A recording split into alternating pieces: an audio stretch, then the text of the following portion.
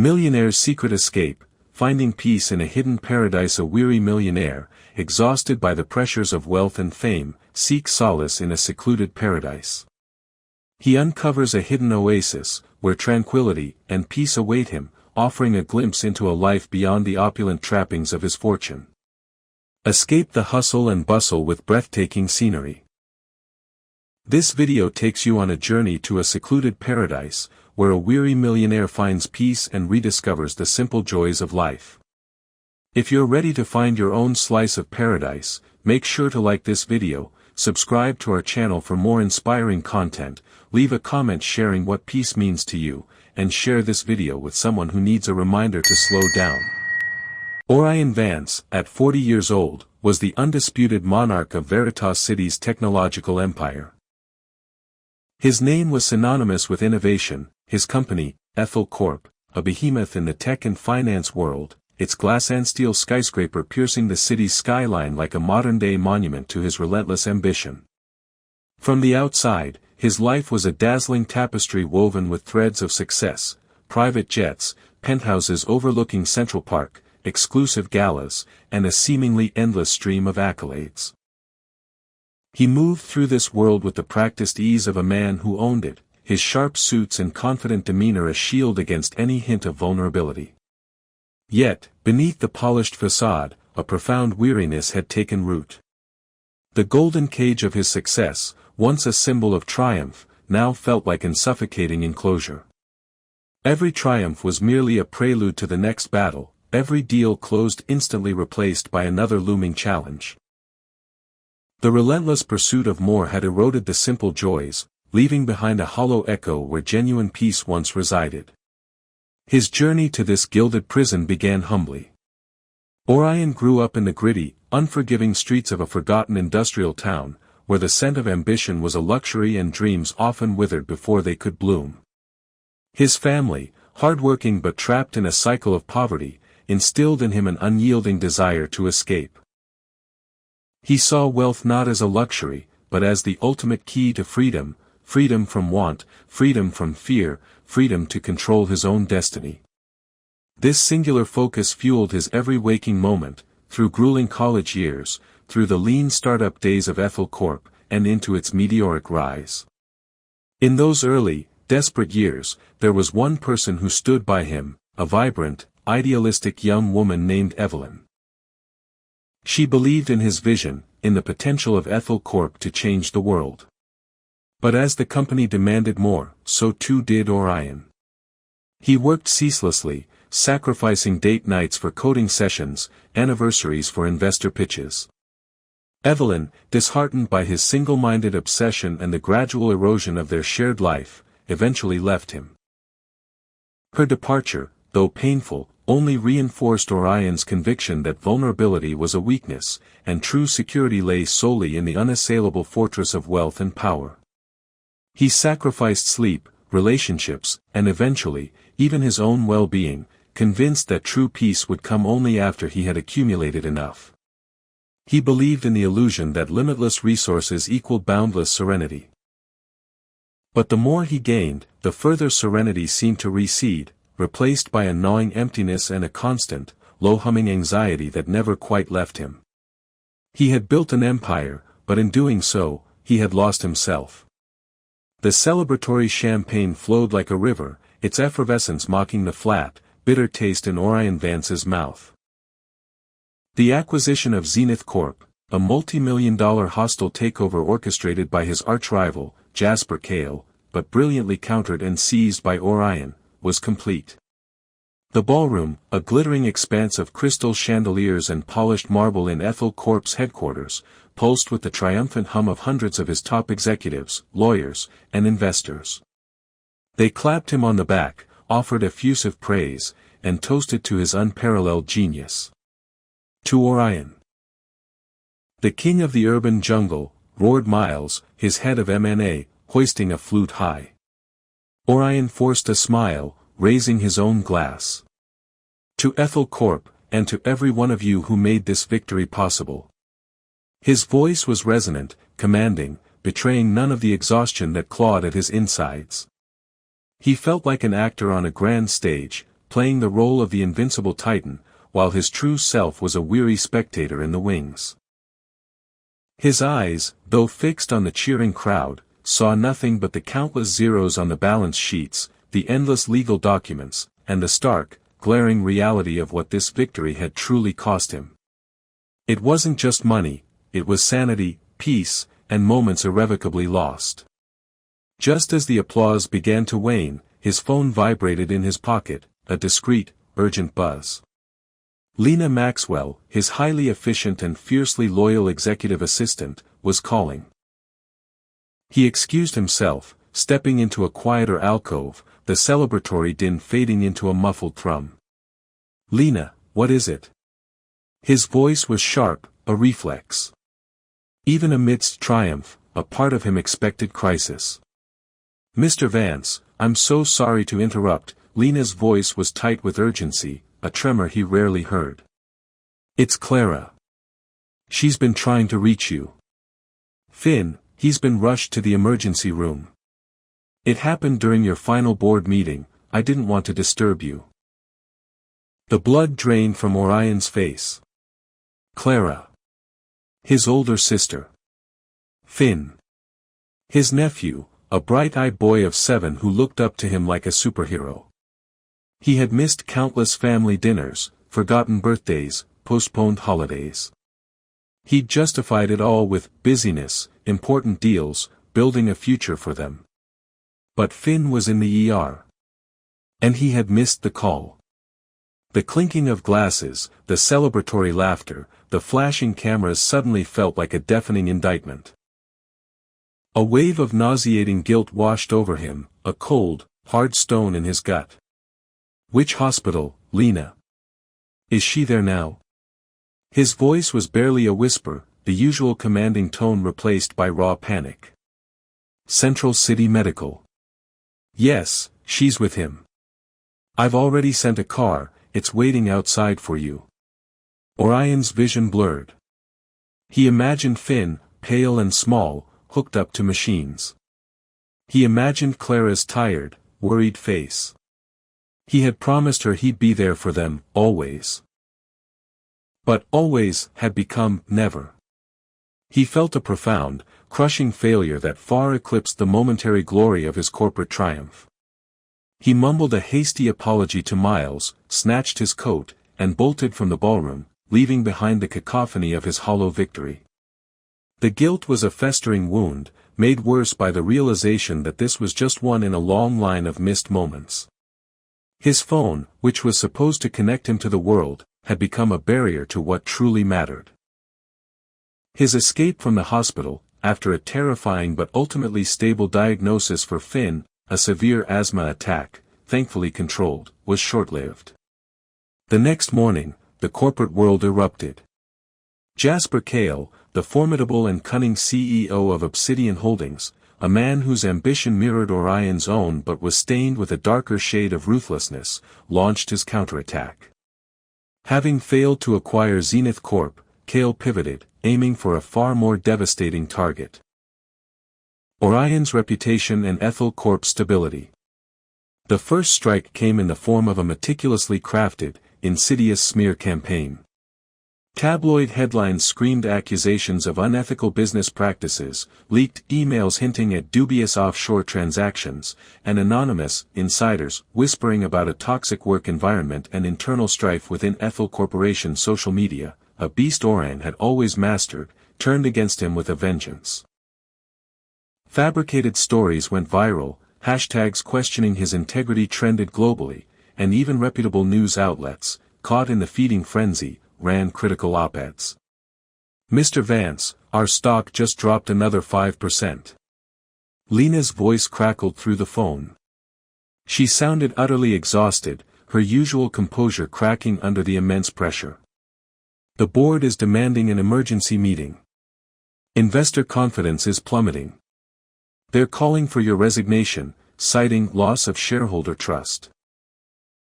Orion stared at the Bloomberg terminal screen in his private office, the red numbers a stark contrast to the previous week's green. Millions, then tens of millions, evaporating in a digital haze. His temples throbbed with a persistent, dull ache that had become his constant companion. He hadn't slept properly in weeks. The moments of shallow, fitful sleep were plagued by nightmares of numbers swimming before his eyes, of contracts dissolving into sand, of the faces of his family, disappointed and distant. Lena organized the PR offensive. Full transparency. Counter every lie.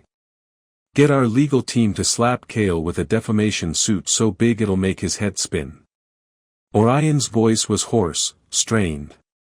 He rubbed his temples, trying to massage away the burgeoning migraine. We're already doing that, Mr. Vance. But the narrative is gaining traction.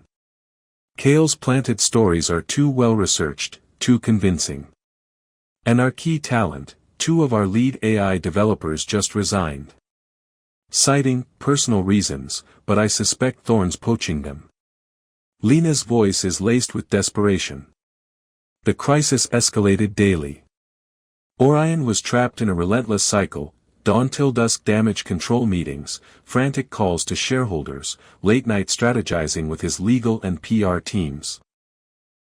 Food became an afterthought, sleep a distant memory. His once impeccable suits hung loosely on his gaunt frame. The lines on his face deepened, etched by stress and fatigue. He felt a constant tremor in his hands, and sometimes, in the dead of night, he would wake up in a cold sweat, his heart pounding, convinced he heard the faint whispers of accusations, the distant roar of a demanding crowd. Panic attacks, fleeting at first, became more frequent, leaving him gasping for air, clutching at his chest. One morning, after collapsing in his office during a particularly intense video conference, Lena called Dr. Evelyn Hayes. Dr. Hayes, a woman known for her calm demeanor and no-nonsense approach, arrived within minutes. She watched Orion, slumped against his desk, breathing shallowly, his eyes bloodshot and unfocused. Orion, Dr. Hayes' voice was firm, yet empathetic, you're burning out. No, you are burnt out. Your blood pressure is dangerously high, your heart rate erratic. You're exhibiting classic symptoms of extreme stress and exhaustion, severe headaches, insomnia, panic attacks. If you don't step back, completely and immediately, you're risking a major health crisis, a stroke, a heart attack, or a complete mental breakdown. This isn't a suggestion, Orion. This is a medical order. Orion just stared at her, the words echoing in the cavern of his mind. Breakdown. Medical order. Step back.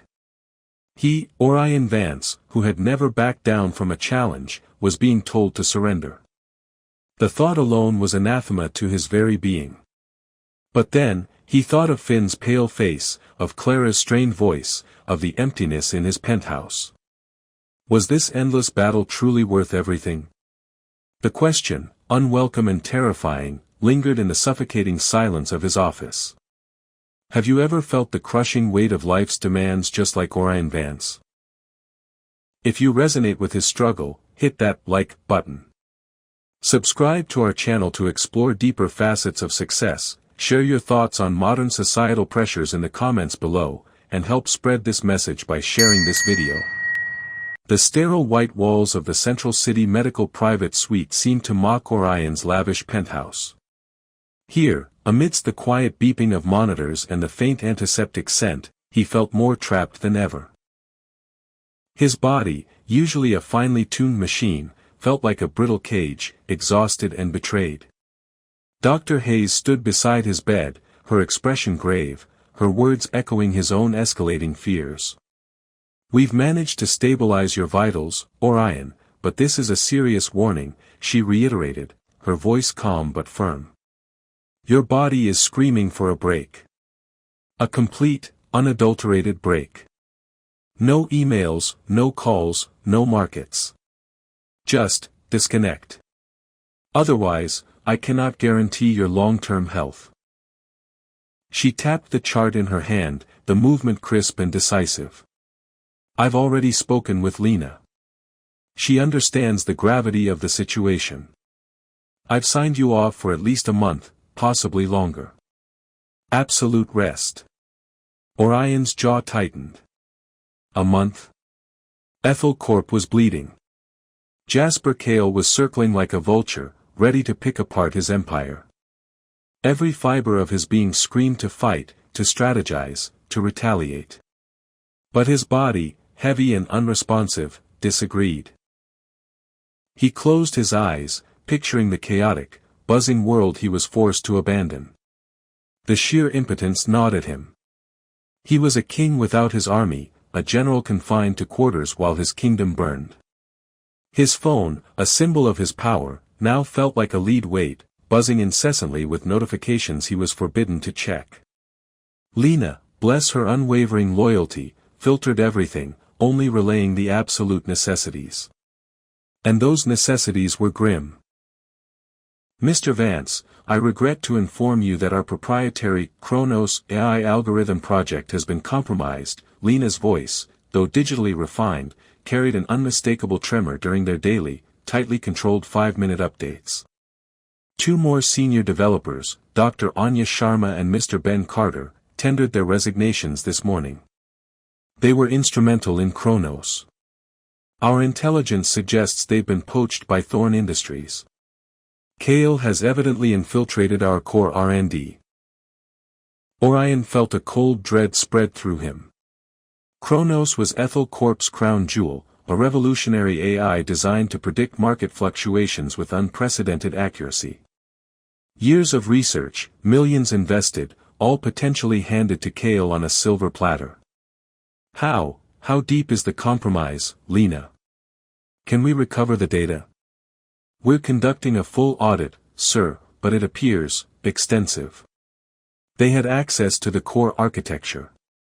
Kale isn't just targeting our public image. He's striking at our very foundation. Investor calls are becoming increasingly hostile. We've lost nearly 20% of our market capitalization this week alone. Lena's voice cracked. I'm doing everything I can, but without your direct guidance. The unspoken plea hung in the air. Lena, always composed, always in control, sounded on the verge of breaking. And Orion, who had always been the solution, the infallible leader, could do nothing but listen, helpless and infuriated. He slammed his fist, weakly, onto the hospital mattress. The frustration was a physical pain, sharper than any headache. He saw the headlines flashing in his mind's eye: Ethel crumbles, Vance's empire under siege. The thought of Kale reveling in his downfall, stripping away everything he had built, was unbearable. He was trapped. Trapped by his own success, trapped by his failing health, trapped by the relentless machinations of his enemy.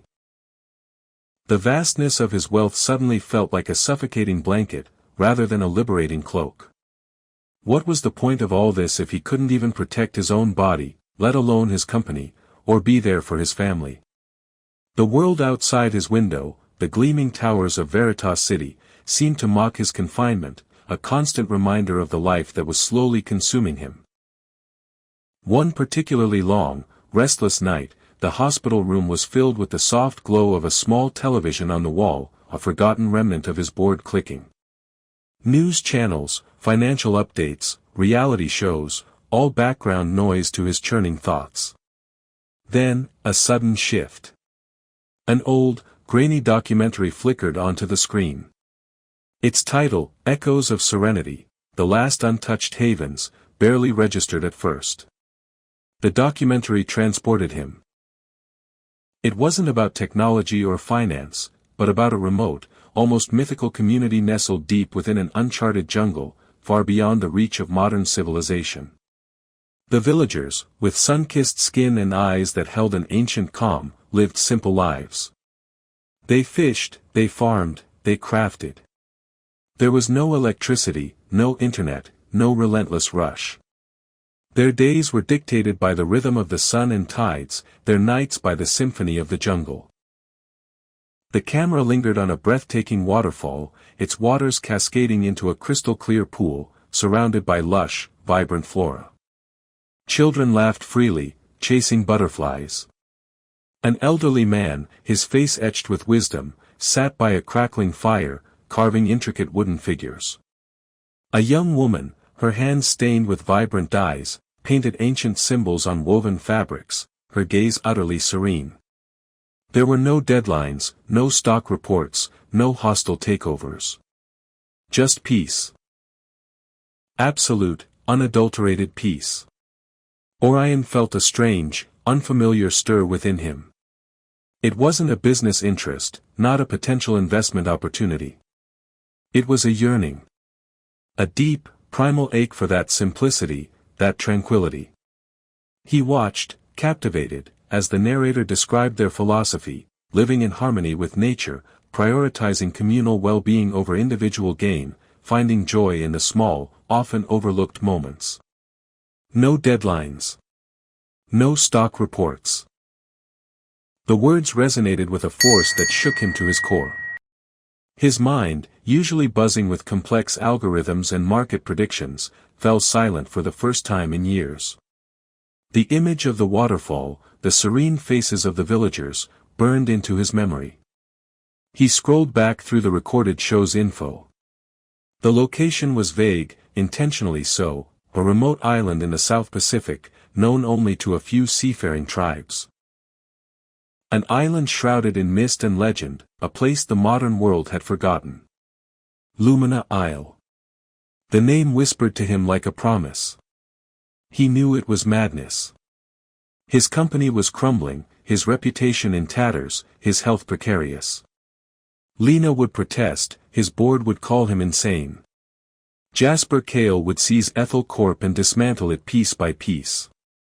But in that moment, staring at the blurry images on the screen, a clarity settled over him that he hadn't felt in decades. The battle he was fighting was no longer worth the price. His life, his very being, was on the line. This wasn't about escaping a problem, it was about escaping a prison he had built for himself. He buzzed Lena. "Lena, I need you to arrange something for me. Something confidential." "Mr. Vance? Are you all right?" Dr. Hayes explicitly said no more work. Her voice was laced with concern. "This isn't work, Lena. It's personal. Extremely personal. I need you to find me a discreet, long-term charter for a private jet. Destination, flexible, but starting point is a small, coastal town off the coast of, let's say, Oceania. And from there, I'll need a local contact, a boat, anything that can get me to the most isolated, least hospitable island you can find." Lena was silent for a moment, an uncharacteristic pause. "Mr. Vance, with all due respect, Ethel Corp is facing its most aggressive hostile takeover bid yet. Our market cap is in freefall. You can't just disappear. Kale will tear us apart." "He'll tear us apart anyway if I'm dead, Lena," Orion retorted, the harshness in his voice softening with genuine exhaustion. "I'm not disappearing. I'm regrouping. For myself. For the company. Trust me on this. Just make the arrangements. No questions. Utmost discretion. Tell the board I'm undergoing intensive, top-secret executive rehabilitation. Tell Kale whatever he wants to hear. Just get me out." Lena, despite her profound misgivings, knew her boss. When Orion Vance had that tone, that glint in his weary eyes, there was no arguing. He was a force of nature, even when broken. "Very well, Mr. Vance. I'll make the arrangements. But promise me you'll stay in touch, however sparingly. For Ethel. For Clara and Finn. I will, Lena. I promise." The lie tasted bitter, but necessary. He knew this wasn't about Ethel Corp anymore. It was about survival. His own. Over the next few days, while still technically confined to his hospital room for observation, Orion became a ghost of his former self. He spent hours researching the obscure hints from the documentary, poring over ancient nautical charts and ethnographical studies. He discovered fragmented references to Lumina Isle, a legendary landmass believed by some seafaring communities to be a sanctuary, others a myth. It was said to be perpetually veiled by strange weather patterns and protected by treacherous reefs, making it virtually inaccessible to modern vessels. Perfect. His escape plan was meticulously crafted, worthy of any Ethel Corp acquisition. He had Lena book a series of private jet flights, each leading to a smaller, more remote airport, creating a complex trail designed to throw Cale's relentless investigators off his scent. He liquidated a small portion of his personal assets, converting it into various foreign currencies and precious metals, an old-school contingency for a world without digital transactions. He packed a single, unassuming duffel bag, a few changes of clothes, a first aid kit, a compass, a well-worn copy of Marcus Aurelius's Meditations, and a small, faded photograph of Clara and Finn from a childhood picnic. Everything else, the designer suits, the luxury watches, the endless gadgets, stayed behind, symbols of the life he was shedding. The day of his departure arrived under the cloak of a pre-dawn Veritas City drizzle. Lena, her face etched with worry but resolute, met him at a private airfield. He looked pale, but there was a flicker of something new in his eyes, a desperate hope. "Everything is set, Mr. Vance," she said, handing him a burner satellite phone, its old-fashioned clunkiness a stark contrast to his usual sleek devices. "This is the only way you'll have any connection out there. Dr. Hayes has packed extra medication. Please, be careful." He nodded, gripping her hand, a gesture of sincerity he rarely extended. "Thank you, Lena. For everything. Hold the fort." As he boarded the sleek, silver jet, Orion cast one last glance at the twinkling lights of Veritas City, a sprawling galaxy of ambition and relentless pursuit. He wondered if he was abandoning his empire, or finally, truly liberating himself. The engines roared to life, a powerful, almost violent sound that promised escape. He leaned back in the plush leather seat, closed his eyes, and allowed himself to dream of silence, of untouched wilderness, and of a peace he had long forgotten. He was running, not just from Cale, but from the very essence of who he had become. Have you ever felt such an overwhelming urge to escape from everything, just like Orion did? If his desperate longing resonates with you, give this video a like. Don't hesitate to subscribe and join us on these profound journeys of self-discovery. Share your ultimate dream escape destination in the comments below, and pass this video on to inspire others who are seeking their own haven of peace. The journey to Lumina Isle was a grueling testament to Orion's desperation and the island's formidable inaccessibility. The private jet deposited him in a remote, dusty airstrip in a forgotten corner of the Pacific. From there, a rickety bush plane, piloted by a man with more scars than teeth, ferried him to an even smaller, unnamed island outpost.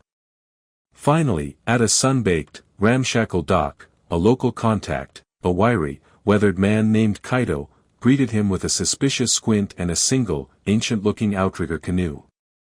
"Lumina Isle, they say it's tricky," Kaito grunted, gesturing to the vast, shimmering expanse of the ocean. "Currents, reefs. Bad storms. You sure, rich man?" His eyes, dark and ancient, seemed to see right through Orion's expensive, if now rumpled, clothes.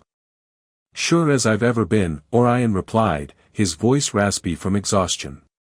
He had slept little on the plains, his mind still racing, battling phantom corporate demons.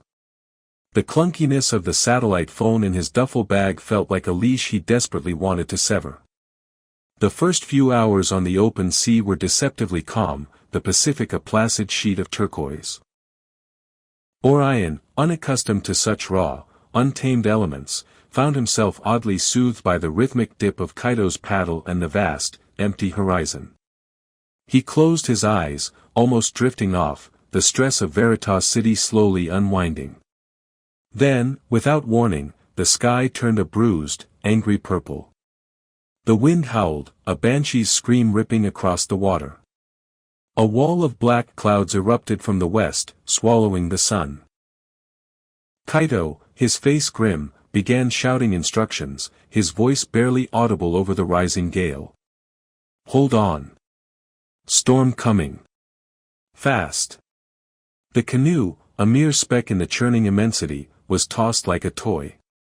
Waves, monstrous and green, crashed over the bow, filling the tiny vessel. Orion, who had faced down hostile boards and aggressive investors without flinching, found himself truly terrified. He gripped the wooden gunwale, his knuckles white, as the world dissolved into a maelstrom of wind, water, and deafening thunder. He caught a glimpse of Kaito, battling the elements with a fierce, primal strength, his face a mask of determination. Then, a particularly immense wave slammed into the canoe, tearing it apart. Orion felt himself thrown into the frigid, churning depths. He gasped, choking on salt water, disoriented. The remnants of the canoe, splintered wood and snapped ropes, floated menacingly around him. Kaito was nowhere to be seen. Panic, cold and sharp, seized him. He was a multimillionaire, the master of his universe, yet here, he was utterly helpless, a victim of nature's brutal indifference. He thrashed, trying to stay afloat, but the current was merciless, dragging him under. He swallowed more water, his lungs burning. Images flashed before his eyes. Finn's smile, Clara's worried frown, Lena's stoic face, even Jasper Cale's sneering triumph. Was this how it ended? Drowned, alone, a forgotten casualty of a battle he hadn't even truly understood?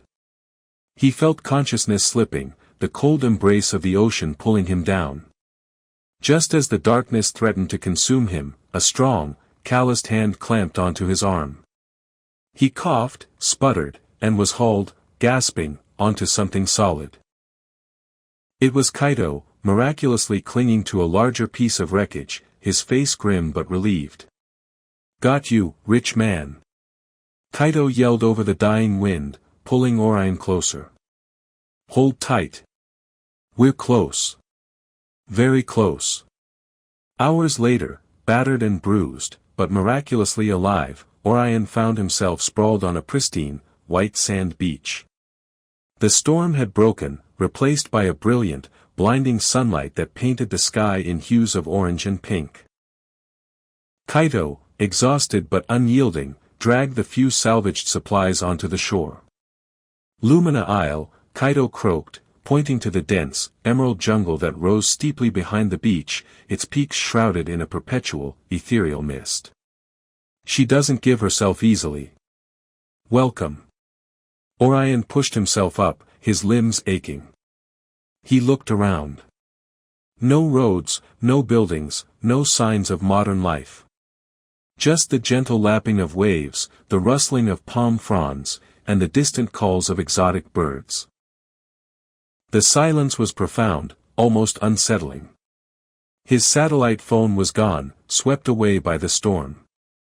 He was truly cut off. A strange mix of relief and profound unease settled over him. Kaito, after sharing some dried fish and coconut water, led Orion inland, to a small, hidden village nestled in a clearing. The huts were woven from natural materials, the pathways lined with smooth stones. Children, naked and laughing, ran through the village. Old man Silas, the village elder, a man whose face was a roadmap of sun-worn wrinkles and ancient wisdom, greeted them with a solemn nod. His eyes, deep and knowing, seemed to pierce Orion's carefully constructed facade. "You seek peace, stranger?" Silas asked, his voice a low rumble, surprisingly clear for his age. He pointed to the faded photo of Clara and Finn that Orion, without realizing, had clutched throughout the ordeal. "The peace you seek is not a place. It is within."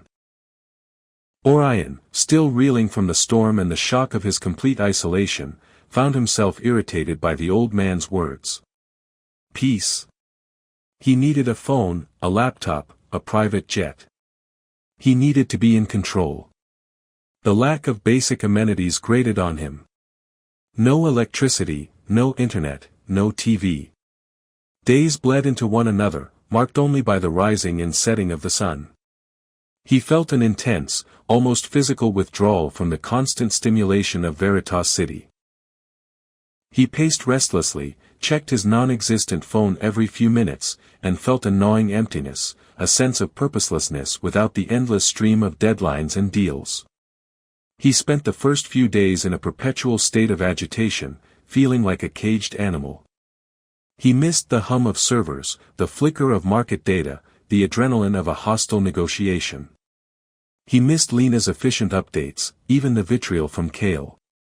Anything to feel connected to the world he knew. He tried to explain his predicament to Silas, the colossal financial crisis, the impending ruin of Ethel Corporation. Silas listened patiently, a faint, knowing smile playing on his lips. The ocean gives, and the ocean takes, Silas mused, his gaze drifting towards the horizon. Sometimes, what it takes, you do not truly need. And what it gives, is often disguised. One afternoon, unable to bear the suffocating quiet of his hut, Orion wandered into the dense jungle, needing to move, to burn off the restless energy. The air was thick with the scent of damp earth and exotic blossoms. Sunlight dappled through the canopy, creating shifting patterns on the forest floor. He walked for hours, blindly following a faint animal trail, his frustration mounting with every twist and turn. He felt utterly lost, physically and metaphorically. Just as despair began to set in, he heard it, a faint, rhythmic drip, drip, drip.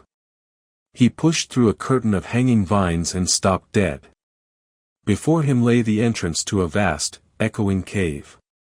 Water cascaded from unseen fissures above, creating glistening curtains of liquid light. Inside, massive stalactites hung like ancient teeth, and stalagmites rose from the floor, forming colossal, otherworldly sculptures. The air was cool, damp, and smelled of minerals. At the very heart of the cave, a subterranean river flowed, its waters so clear they reflected the faint light from the entrance with an ethereal glow. This was the echoing caverns. Orion stepped inside, drawn by an invisible force. The echoing silence was absolute, broken only by the gentle murmur of the water. He sat on a smooth, cool rock, his breath catching in his throat. The light shifted, playing across the ancient formations, creating a breathtaking, almost surreal spectacle. For the first time in years, his mind wasn't racing. There were no numbers, no deals, no accusations, no family emergencies. Just the primal beauty of the earth, the soft sounds of water, and a profound, unexpected stillness. He felt a tear trace a path down his cheek, a tear not of sadness or anger, but of release. It was the first tear he had shed in a very long time. In that moment, surrounded by millions of years of geological time, his own frantic existence seemed infinitesimally small, insignificant. And with that realization came a strange, almost liberating sense of peace. The crushing weight on his chest eased. The constant hum in his head quieted. He wasn't in control here, and for the first time, that was okay. He had found something deeper than power, richer than wealth, a moment of pure, unadulterated serenity. It was the first true glimpse of paradise. Has this hidden paradise left you breathless? If its beauty has touched your heart, hit that like button right now. Subscribe to our channel for more stunning destinations, tell us in the comments below what your perfect paradise looks like, and share this video to inspire more people. Days on Lumina began to merge into a seamless flow, marked not by frantic schedules but by the gentle rhythm of nature. Orion, shedding the last vestiges of his corporate skin, found himself slowly, almost imperceptibly, transforming. The initial irritation with the island's lack of amenities gave way to a grudging acceptance, then to a quiet appreciation. He spent his mornings with Silas, the old fisherman, learning the ancient ways of the sea. Silas, with his weather-beaten hands and eyes that held the wisdom of generations, taught him how to cast nets, how to read the subtle shifts in the current, how to track the movements of fish. Orion, who had once orchestrated global financial empires, found a humbling satisfaction in catching enough fish for the day's meal. He learned to mend nets, his once pristine fingers now calloused and stained with salt and brine. The simple act of providing, of contributing directly to the sustenance of the community, filled a void that millions of dollars never could. In the afternoons, he sought out Lyra, the young artist. Lyra, with her vibrant sarongs and a mischievous glint in her eyes, painted stunning canvases using natural pigments derived from local plants and minerals. She saw the raw, untamed beauty of Lumina with an artist's eye, and through her, Orion began to see it too. She taught him to sketch, to capture the ephemeral dance of sunlight on the waves, the intricate patterns of a hibiscus bloom, the silent majesty of the jungle. Orion, who had only ever dealt with charts and graphs, found an unexpected release in the fluidity of charcoal on paper, in the vibrant burst of colors. He rediscovered a part of himself he hadn't known existed, an ability to observe, to appreciate, to create for the sheer joy of it, not for profit or prestige. Lyra's infectious laughter and her boundless appreciation for simple beauty chipped away at Orion's hardened exterior, revealing a forgotten capacity for lightness and joy. Their conversations deepened, stretching late into the evenings by the gentle glow of a coconut oil lamp. Orion found himself drawn to the way Lyra's eyes sparkled when she spoke of the island's ancient legends, or how her brow furrowed in fierce determination when she worked on a particularly challenging painting. He caught himself observing her, not with the calculating gaze of a businessman, but with a new, blossoming tenderness. There was an unspoken current between them, a quiet magnetism that grew with each shared sunset on Aurora's shore, each discovery of a new, hidden path in the jungle. He started to anticipate her presence, felt a warmth spread through him when she smiled at him, a genuine smile that reached her eyes. He had once believed love was a distraction, a vulnerability. With Lyra, it felt like coming home. He would find excuses to stay longer, to help her prepare her pigments, to simply sit in comfortable silence as she worked, absorbing the peaceful rhythm of her life. He realized the rigid, guarded walls he had built around his heart after Evelyn had left were slowly, beautifully, crumbling. He spent hours by Seraph's Veil Falls, the Whispering Falls, its name a poetic nod to the gentle murmur of its waters. Here, surrounded by lush, emerald ferns and the iridescent flash of unseen birds, he practiced meditation. At first, his mind rebelled, replaying stock market figures, flashing corporate scandals, Jasper Cale's sneering face. But slowly, painstakingly, with the patience he had once reserved for complex negotiations, he learned to quiet the relentless clamor. He focused on the cool mist on his skin, the earthy scent of the forest, the rhythmic whisper of the water. He learned to simply be, without needing to do. His health improved dramatically. The headaches receded, replaced by a clear, focused mind. His sleep was deep and restorative, undisturbed by nightmares. The tremors in his hands vanished. He gained weight, his gaunt features softened by the sun and simple, nourishing food. He felt strong, grounded, connected to the earth in a way he never had in the sterile confines of Veritas City. One evening, as he was helping Silas mend a fishing net, the sky, which had been a clear azure all day, began to darken ominously. The wind picked up with an unnatural urgency, rustling the palm fronds with an agitated whisper. Silas looked at the sky, his ancient eyes narrowed. A big one. Coming fast. Within hours, Lumina Isle was engulfed in a ferocious typhoon. The winds howled like vengeful spirits, tearing at the thatched roofs. Rain lashed down in blinding sheets, turning pathways into raging torrents. Orion, huddled with the villagers in the sturdiest communal hut, watched in awe and trepidation as the storm unleashed its fury. He saw fear in the eyes of the children, but also an incredible resilience in the adults. They worked together, tirelessly, fearlessly, reinforcing their homes, protecting their precious crops, guiding the elderly to safety. There was no panic, only a shared, quiet determination. He watched Silas, despite his age, barking orders, directing the young men, his voice strong and clear. He saw Lyra, her hands usually deft with paintbrushes, now pushing against a straining wall, her face grim but resolute. In the face of overwhelming adversity, this community, without wealth or modern technology, stood united, their strength derived from their bond, their shared vulnerability, and their unwavering spirit. He remembered the isolated, self-serving nature of his own world, where every man was for himself, where competition trumped collaboration. Here, survival was a collective effort.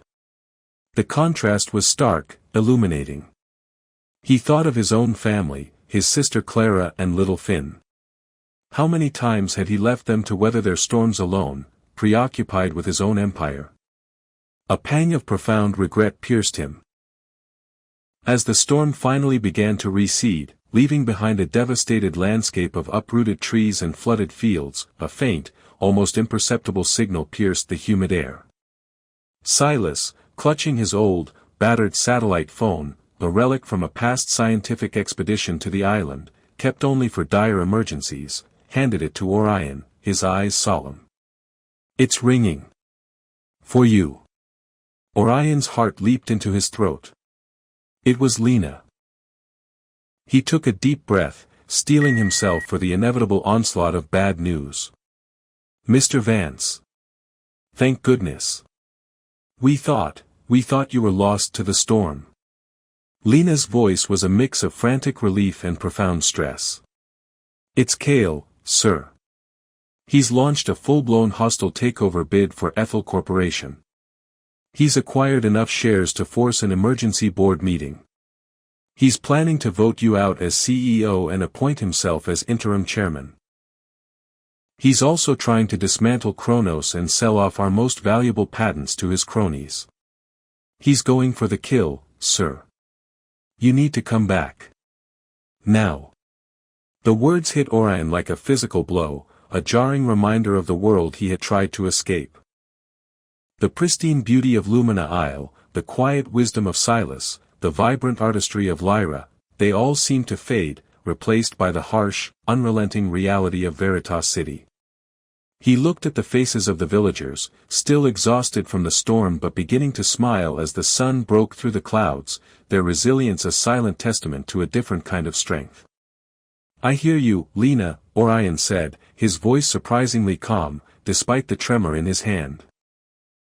He wasn't the same man who had fled the city. The island had forged him anew. "Give me 24 hours. No, 48. I need to formulate a plan. A different kind of plan. And Lena, how is Finn?" A pause. "Finn is recovering, Mr. Vance. Clara says he misses his Uncle Hero. A surge of warmth, then a sharp stab of pain. Uncle Hero. He hadn't been much of a hero lately. He looked out at the ocean, at the horizon that had once seemed so empty, now filled with the promise of a choice. Return to the old fight, or forge a new path. Orion walked to Silas's hut, the satellite phone still clutched in his hand. "Silas," he began, his voice gravelly, "the world I came from, it's calling me back. A great storm, of a different kind, is destroying everything I built.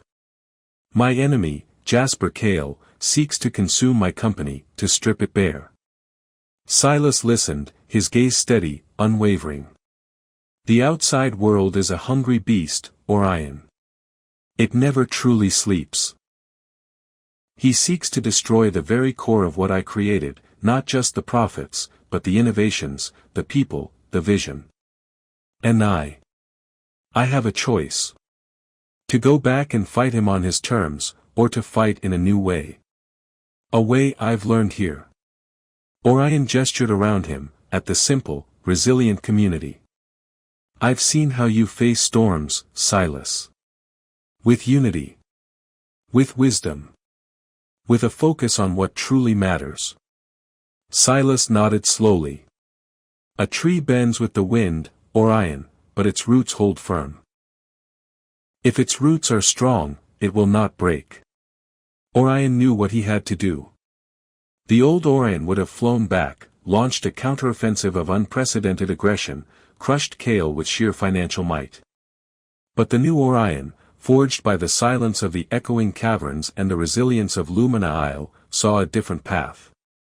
It was a path of quiet strength, of ethical clarity, of values that transcended profit margins. He would not become Kale, even to defeat him.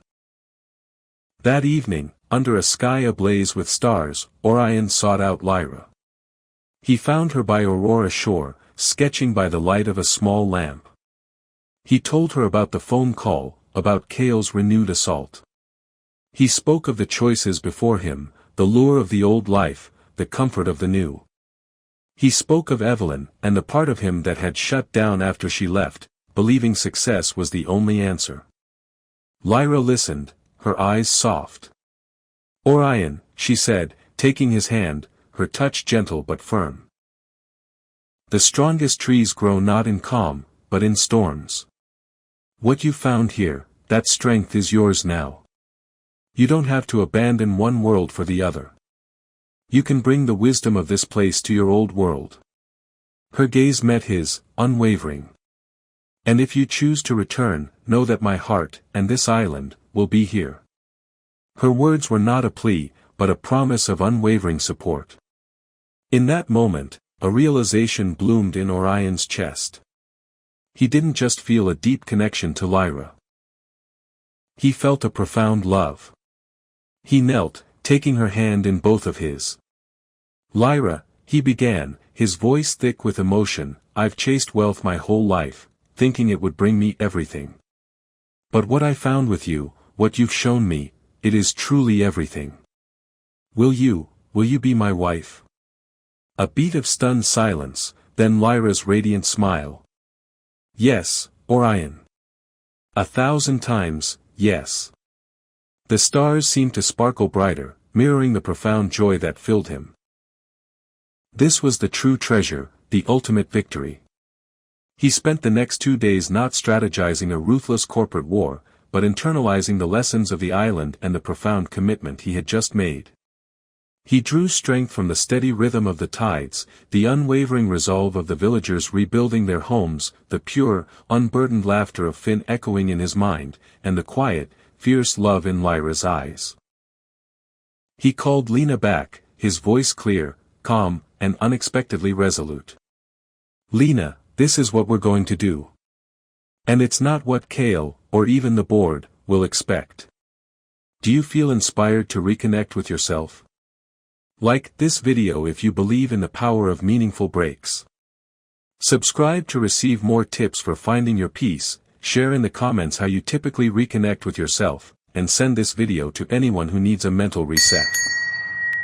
Back in Veritas City, the atmosphere at Ethel Corp headquarters was a pressure cooker on the verge of exploding. Jasper Kale had already orchestrated a highly publicized, emergency, board meeting, scheduled for the following morning. His media machine churned out relentless propaganda, painting Orion Vance as an absentee, derelict CEO, a man who had abandoned his company in its darkest hour. The market reacted with predictable volatility, share prices plummeting further, fueled by rumors of Ethel Corp's imminent demise and Kale's predatory takeover. Lena Maxwell, her eyes hollow from sleepless nights, met Orion at a discreet back entrance to his penthouse. She looked him over, scrutinizing his sun-kissed skin, his newfound lean physique, and the almost unsettling calm in his eyes. He wasn't the frantic, haunted man who had left. "Mr. Vance, I've done everything you asked, but the board is furious. Kale has convinced half of them you've lost your mind. He's already got proxies lined up to vote you out. We're going to be destroyed." Lena's voice was a desperate whisper. Orion placed a reassuring hand on her shoulder, a gesture that surprised them both. "We're not going to fight Kale's war, Lena. We're going to fight our war. And it's a different kind of war." Lena frowned, confused. "What do you mean, sir? What about the counter-lawsuit? The aggressive buyback?" No, Orion said, walking past her into the sleek, cold penthouse that now felt alien to him. He looked out at the glittering cityscape, a monument to his past self. We won't buy back shares to inflate the price. We won't engage in endless public mudslinging. We will do something Kale least expects. We will embrace radical transparency. The next morning, at the highly anticipated emergency board meeting, the atmosphere was thick with tension. Jasper Kale, impeccably dressed and radiating smug confidence, sat opposite Orion, a predatory smile playing on his lips. He began his scathing indictment, detailing Ethel Corp's falling stock, the compromised projects, Orion's unexplained absence, and the supposed dereliction of his duties. Mr. Vance has abandoned this company, Kale sneered, gesturing dramatically. He has proven himself unfit to lead. Obsidian Holdings offers a lifeline, a strong hand to steer this sinking ship. I propose a vote of no confidence and my immediate appointment as interim CEO. The board members murmured, many nodding in agreement. They were businessmen, driven by profit and stability. Kale's narrative, though ruthless, made financial sense. Then, Orion spoke. His voice, once sharp and commanding, was now imbued with a quiet, resonant authority that cut through the tension. Jasper speaks of a sinking ship. Perhaps. But a ship can be repaired. And sometimes, the captain needs to learn new ways to sail. He then unveiled his different kind of plan. Instead of denying the allegations outright or launching a retaliatory attack, Orion did the unthinkable. He stood before the board and, with Lena's help, revealed everything. He admitted to his burnout, openly acknowledging the physical and mental toll of his relentless pursuit of wealth. He confessed to missing Finn's emergency, a stark admission of his personal failings. He revealed the extent of the Kronos AI compromise, not defensively, but as a challenge. He detailed Jasper Kale's insidious smear campaign with irrefutable evidence, but then, instead of demanding retribution, he calmly presented a new vision for Ethel Corp. We have lost our way, chasing growth at any cost, Orion stated, his gaze sweeping across the stunned faces in the room. We became a company driven solely by numbers, forgetting the human element, the ethical foundation. Kale's attack, while destructive, has shown us the rot that had set in. So, we will cut out the rot. We will divest from our least sustainable, most ethically questionable projects, yes, even if it means a short-term loss in revenue. We will restructure our internal security, rebuild Kronos with even stronger firewalls, and, most importantly, we will reinvest in our people, our culture, and our commitment to ethical innovation. He announced the immediate implementation of a radical transparency initiative, inviting public scrutiny of their finances and operations. He proposed a profit-sharing model for employees that tied their success directly to the company's ethical growth, not just its market cap. He then extended an unexpected olive branch to his shareholders. We understand your concern. We will not offer a stock buyback to artificially inflate prices.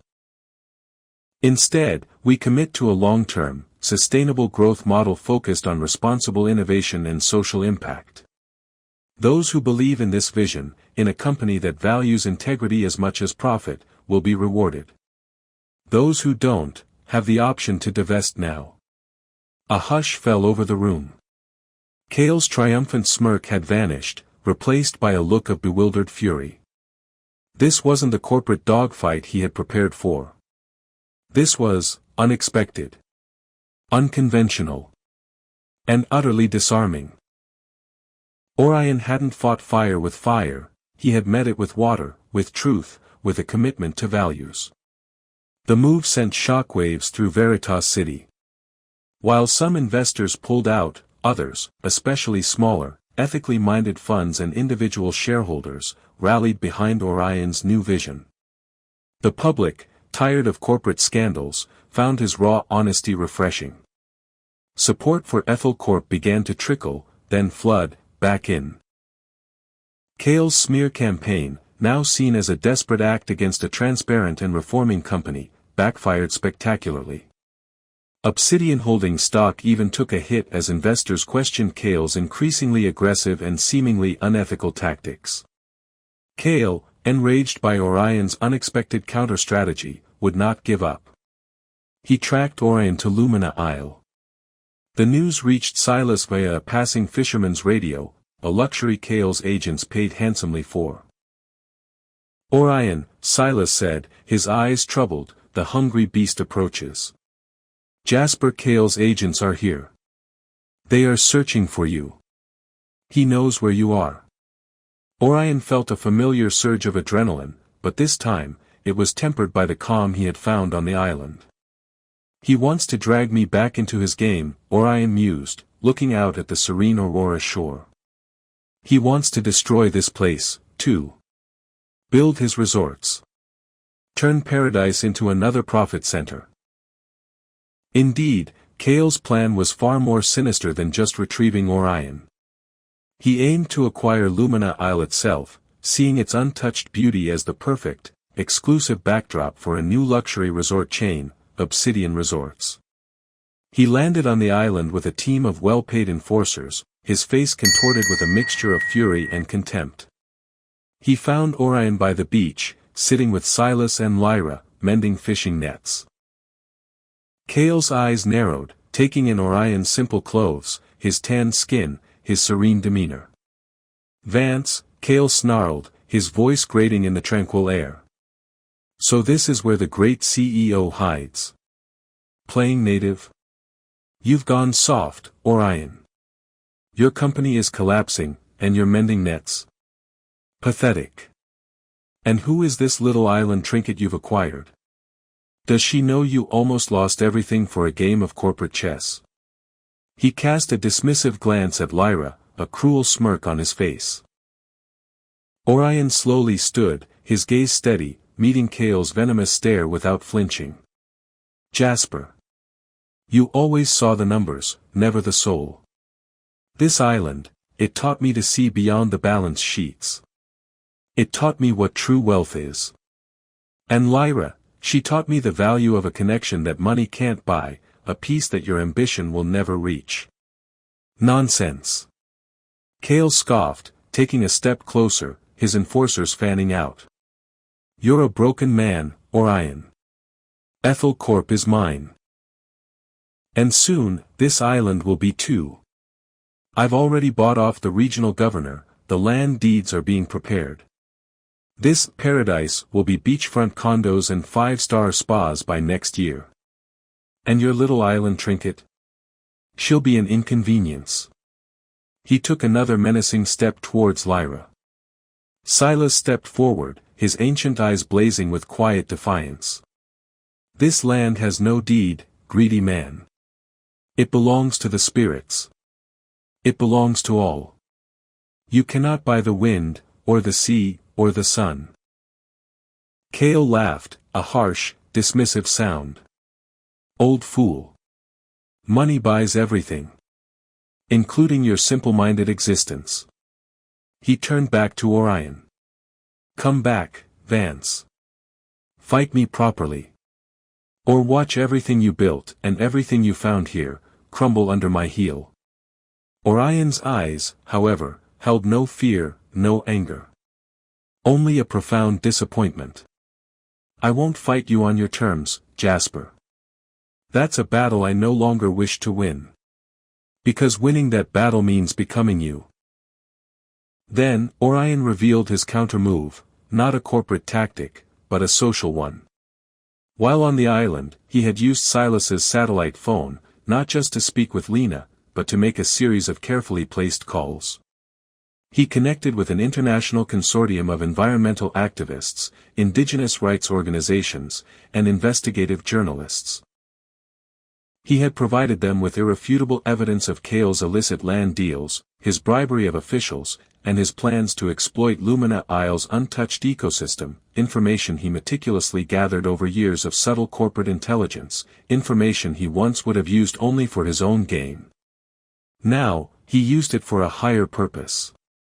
"Your plans for Lumina Isle," Jasper, are already known, Orion said calmly, his voice resonating with newfound conviction. The environmental groups have filed international injunctions. The indigenous rights organizations are mobilizing. The world is watching.